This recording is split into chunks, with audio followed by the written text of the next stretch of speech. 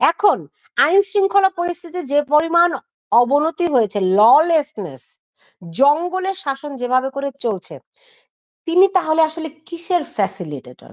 উনি যে বললেন যে আমরা রাজনীতিবিদ নই, আমরা ফ্যাসিলিটেটর ইত্যাদি, কর্মকাণ্ড তো তা বলে না। কর্মকাণ্ড বলছে যে তিনি একটা বিশেষ গোষ্ঠীকে বা একটা বিশেষ গ্রুপকে প্যাট্রোনাইজ করতেছেন, কর্মকাণ্ড যেটা বলে। এবং উনি এক ধরনের -2 থিওরি নিয়েছেন, সেটা হলো যে আওয়ামী লীগ তো নাই, মাঠেই নাই, তারপরে বিএনপি কে রাজনীতি করতে দেওয়া হবে না। এটা প্রথম দিকে, কিন্তু এখন শিফট হয়েছে। প্রথম দিকে ওইটাই ছিল। যেমন ছাত্র সমন্বয়করা বলতেছিল যে এক স্বৈরাচারকে সরিয়ে আরেক স্বৈরাচারকে আমরা আনার জন্য এই অভ্যুত্থান করিনি, এবং ওগুলোতে তো চিফ অ্যাডভাইজারের সায় ছিল, এই সমস্ত কথায় তো সায় ছিল। এবং তারেক রহমানকে দেশে আসতে দেওয়া হলো না।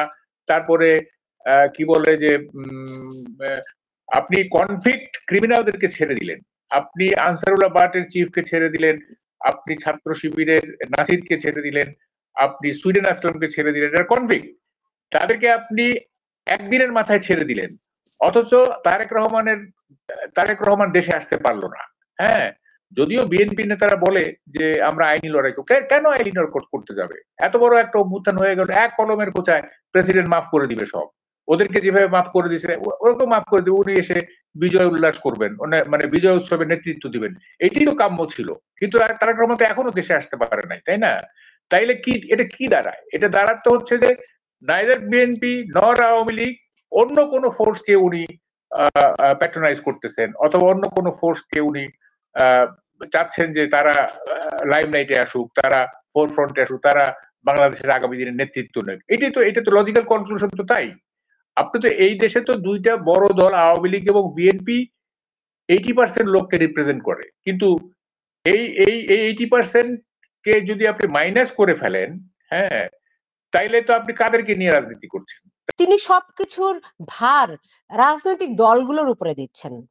এই শিফটের পেছনের কারণটি কি, তার আপনার কাছে কি মনে হয়? উনি যে শিফট করতেছেন বারবার, plan A, plan B, plan C, এরকম, এইটা হচ্ছে যে মানে সোসাইটিতে যে ধরনের রিয়াকশন হচ্ছে, এই এই সরকারের শাসনের বিপরীতে যে রিয়াকশন গুলি হচ্ছে, ওগুলি দেখে উনি মাঝে মাঝে শিফট করতেছেন। হ্যাঁ, মাঝে মাঝে শিফট করতেছেন, ওই পাবলিকের যে সেন্টিমেন্ট সেটার সাথে কোপ উইথ করার জন্য উনি মাঝে মাঝে শিফট করতেছেন।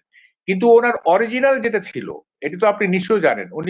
ওনার অরিজিনাল কি ছিল? উনি নিউ ইয়র্কে তো বললেন যে মাহফুজ আলম হচ্ছে মাস্টার মাইন্ড।